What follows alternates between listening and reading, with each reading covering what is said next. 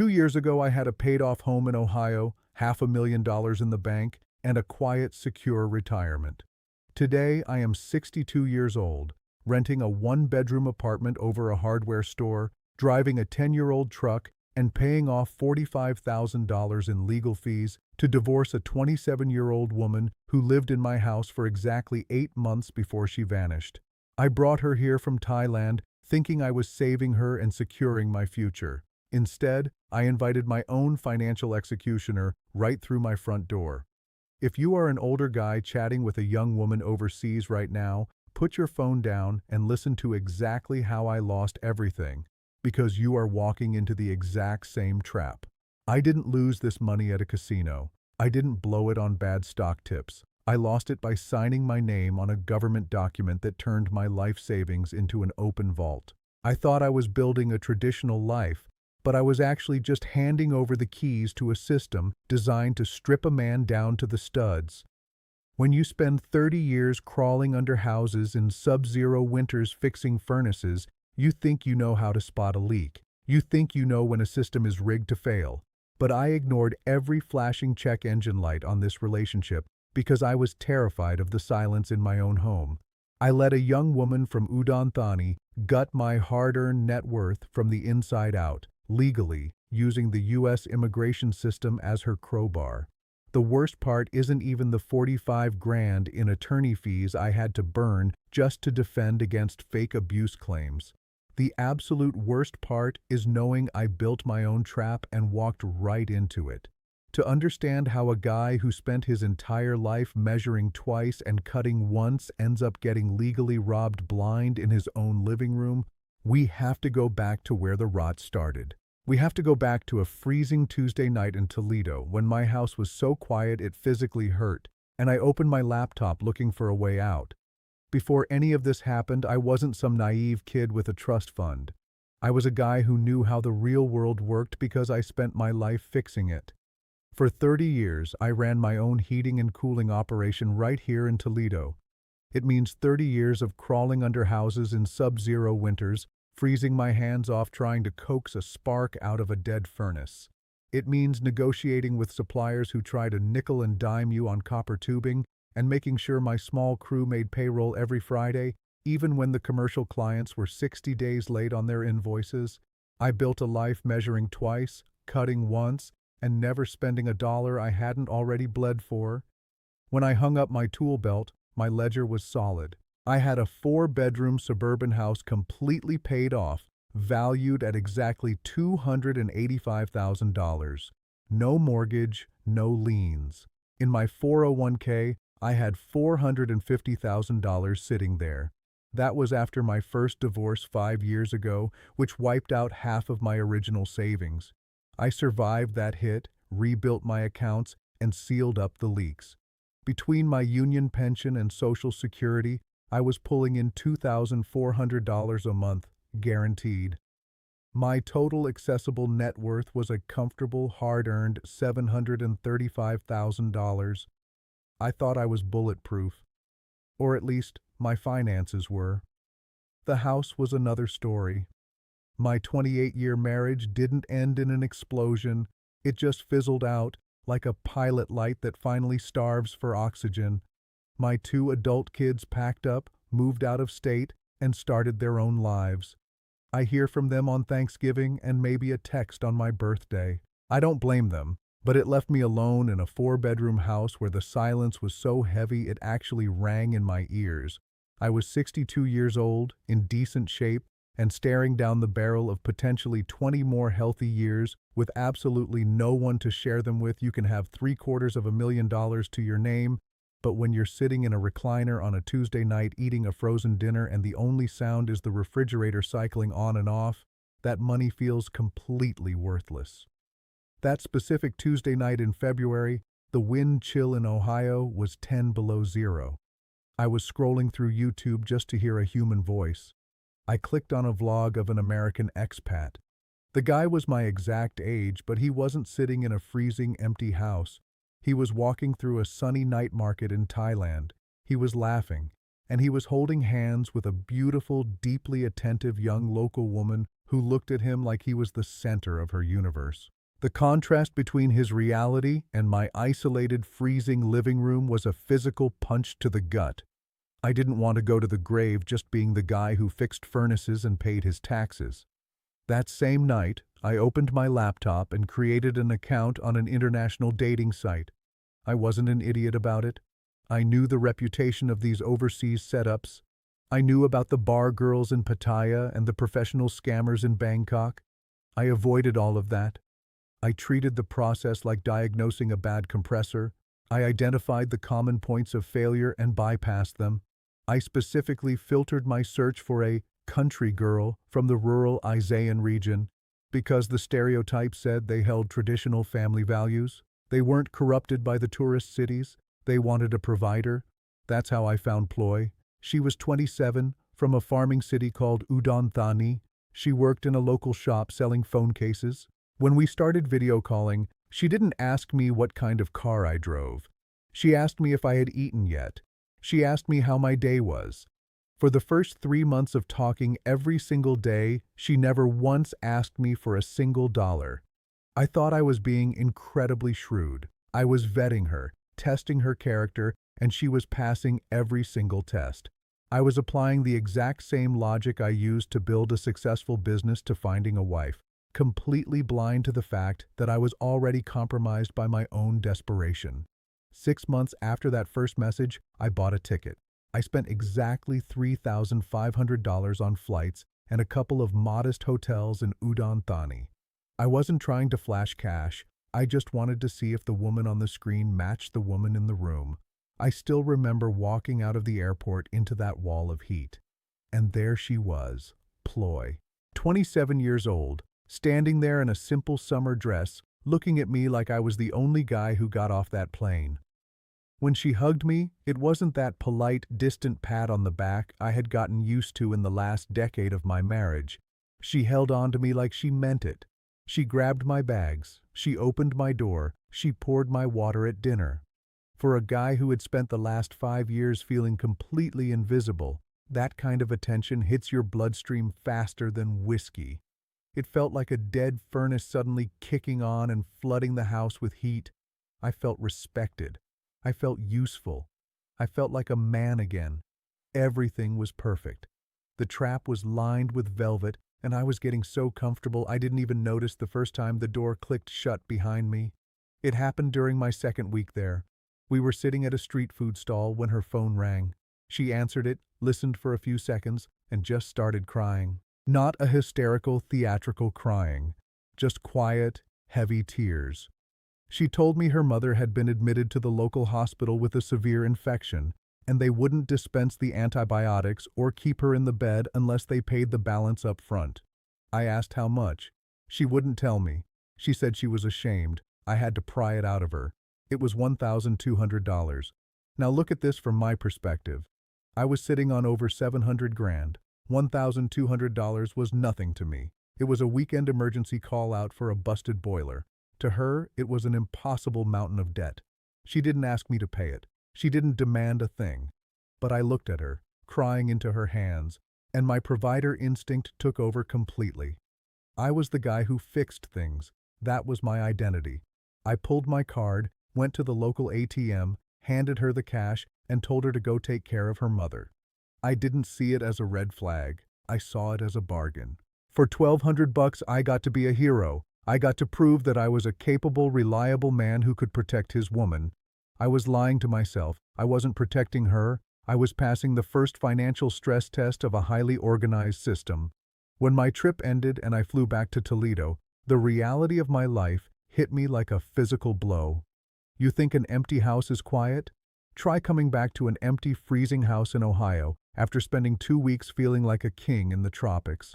The silence in my living room was deafening. I couldn't sleep. I couldn't focus on my part-time jobs. I just wanted that feeling of warmth and relevance back. So, I pulled the trigger. I decided to bring her to the U.S. on a K-1 fiancé visa. I didn't want to mess around with government paperwork, so I hired an immigration attorney. That cost me $2,500 flat.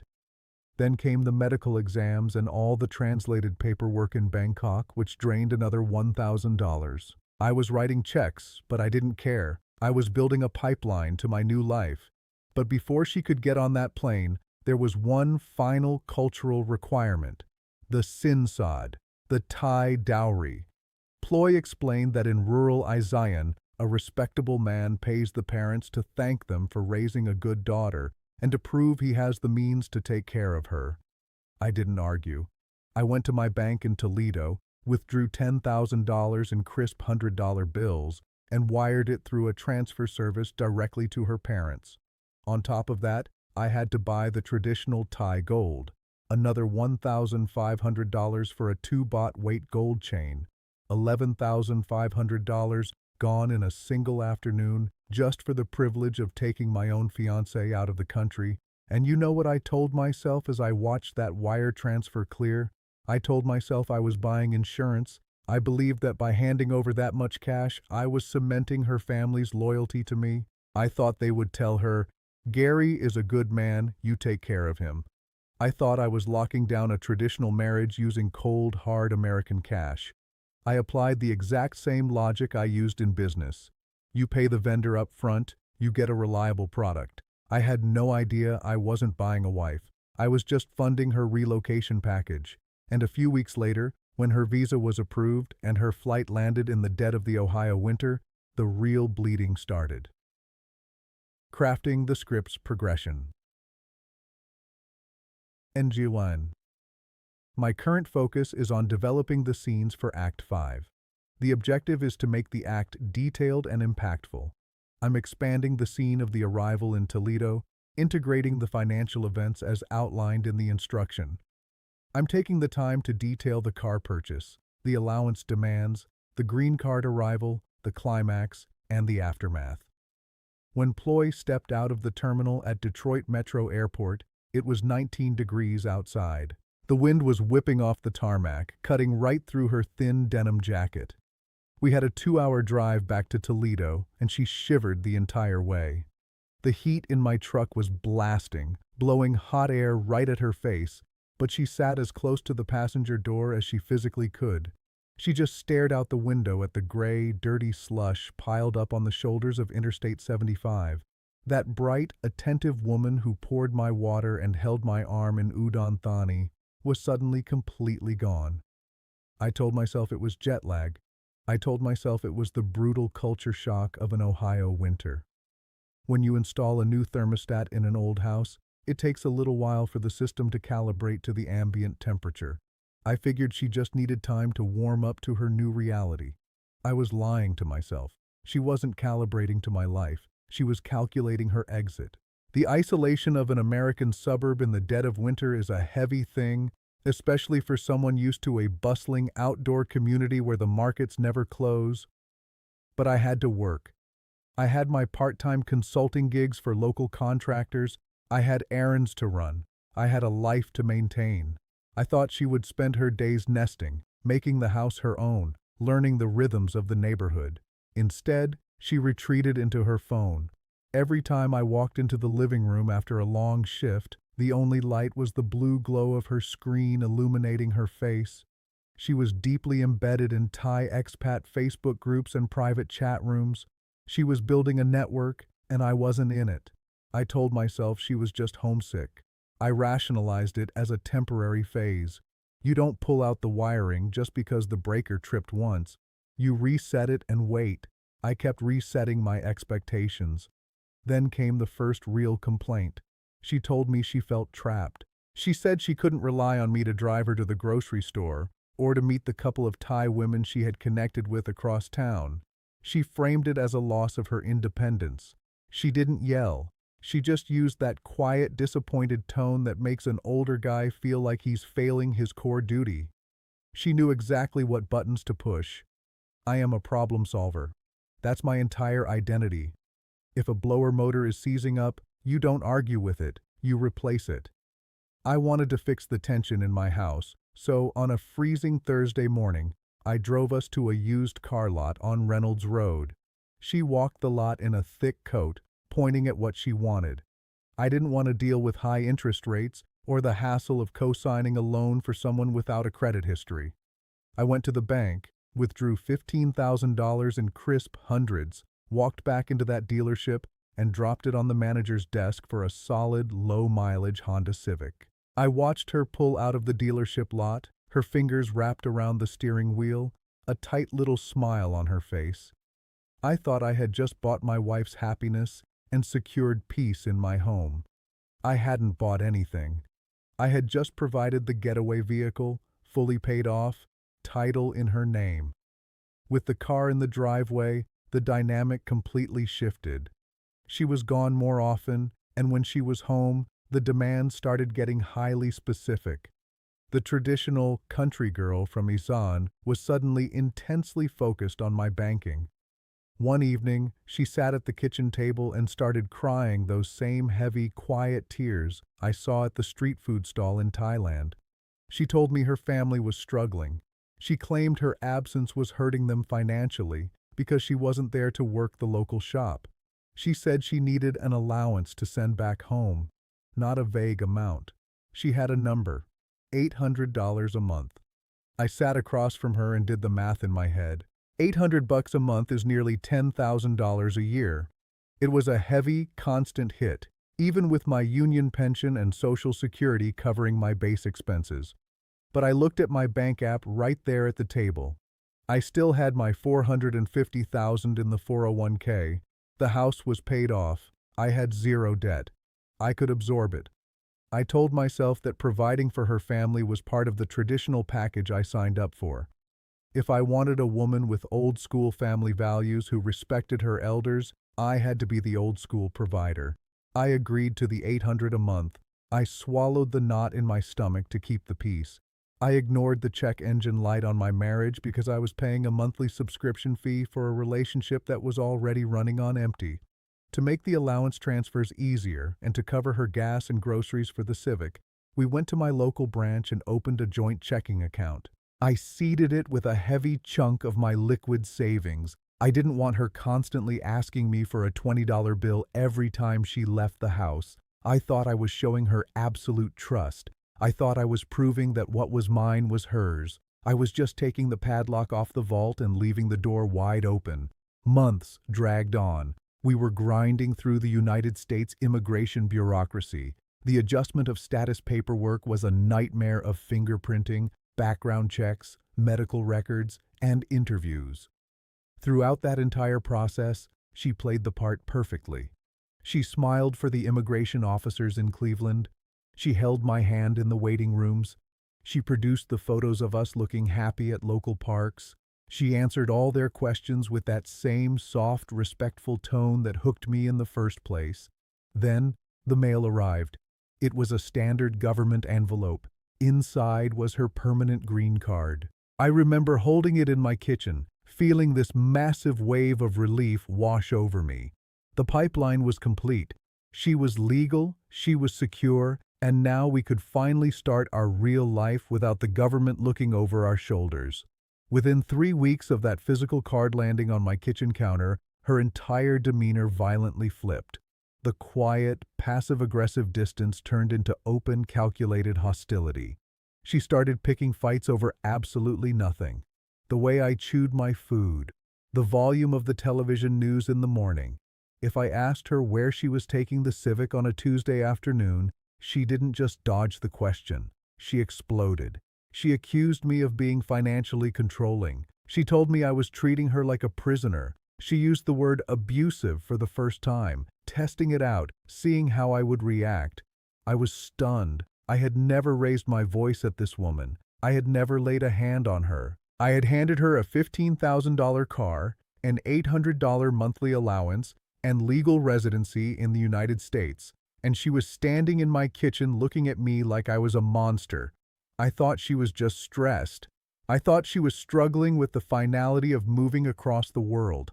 I was rationalizing a catastrophic system failure because I was too terrified to admit I had been played. I was measuring the temperature of a furnace that was already completely burned out. The climax didn't happen in the middle of a screaming match.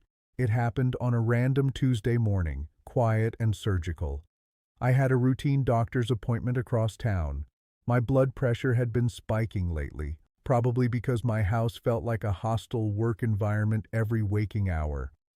The doctor saw me early, and I was back in my driveway by 10:30 in the morning instead of noon.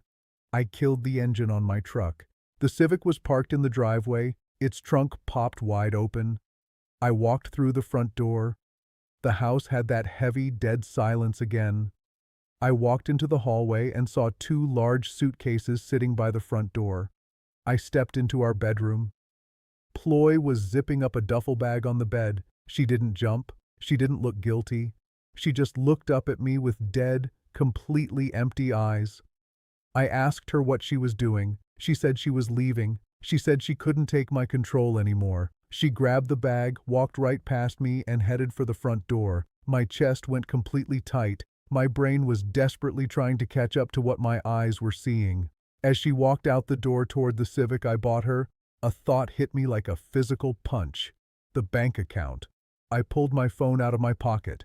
My hands were shaking so badly I dropped it on the hardwood floor. I picked it up, opened my banking app, and clicked on the joint checking account we had set up. The balance was $17.40. She had initiated a wire transfer the day before. $22,000, cleaned out. Every dollar I had placed in there to cover the house emergencies, her family allowance, and our daily expenses. Gone. I ran outside, breathless, and screamed her name. She had already started the Civic. She looked at me through the window, put the car in reverse, backed down the driveway, and left. She didn't speed off. She didn't peel tires. She just drove away in a $15,000 car, with $22,000 of my liquid cash, completely legally. I stood in the middle of the slushy driveway holding a dying phone, with my paid-off house behind me echoing like a tomb. The silence wasn't just deafening anymore, it was bankrupting me.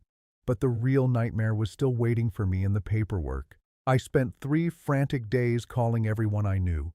I dug through her iPad that she accidentally left plugged into the wall on the kitchen counter in her rush.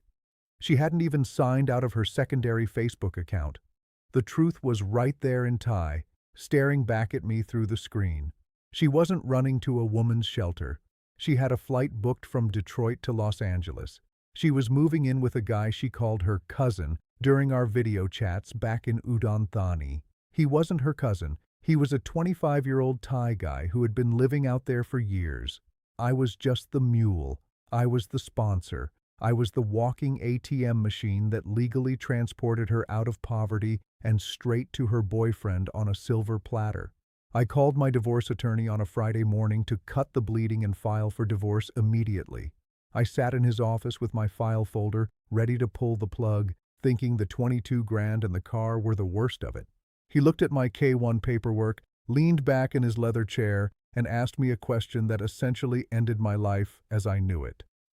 Did you sign the I-864 affidavit of support for her green card? I told him yes. I had to. It was part of the standard packet the government required. He took his glasses off and rubbed his eyes. He explained that the I-864 is not an agreement between me and Ploy. It is a legally binding contract between me and the United States government. He told me that by signing that document, I had financially guaranteed her living standards at 125% of the federal poverty guidelines. If she applies for food stamps, Medicaid, or housing assistance at any point, the U.S. government comes after me for the bill. It doesn't matter if we divorce. It doesn't matter if she robbed me blind. It doesn't matter if she ran off with a younger guy to California. I am legally on the hook for her financial well-being until she becomes a U.S. citizen, dies, or works 40 quarters of qualifying employment. I sat in that chair and felt my entire life savings burst into flames. The $450,000 in my 401k, the paid-off house, the 20 years of quiet retirement I had planned, none of it was fully mine anymore. I was permanently indentured to a 27-year-old scammer who lived in my house for exactly 8 months. I had built my own financial execution chamber with exact precision, paid the premium fees, and locked myself inside. 3 weeks after she backed out of my driveway, a process server knocked on my front door. He handed me a thick manila envelope. I opened it standing at the kitchen counter. It wasn't just a standard divorce filing. It was a petition under VAWA, the Violence Against Women Act. I read the exact words printed on the second page.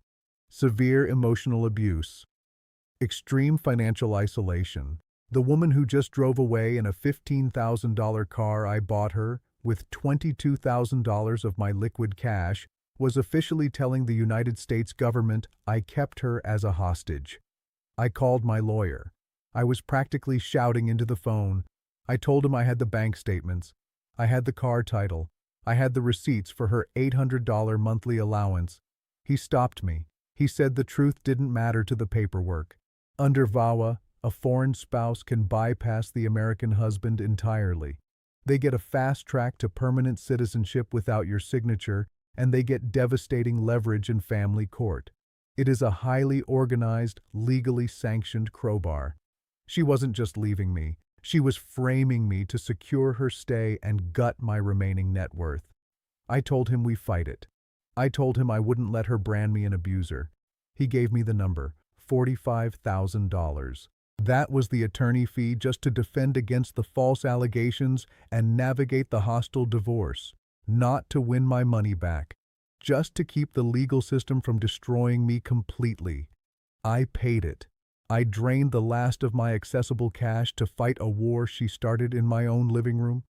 The legal bills bled me dry faster than my pension could cover. Between the 45 grand to the lawyers, the missing 22 grand, and the judge ordering a division of marital assets, my monthly income wasn't enough. I had a $450,000 401k, but cracking that early meant massive tax penalties that would ruin me further. I had to pull the final pin. On a rainy Tuesday morning, I called a local real estate agent. I walked out to my front lawn and watched him hammer a "for sale" sign into the grass. I spent 30 years crawling under houses in sub-zero winters to pay off that 4-bedroom house. I owned it free and clear. It was my fortress. It sold for exactly $285,000.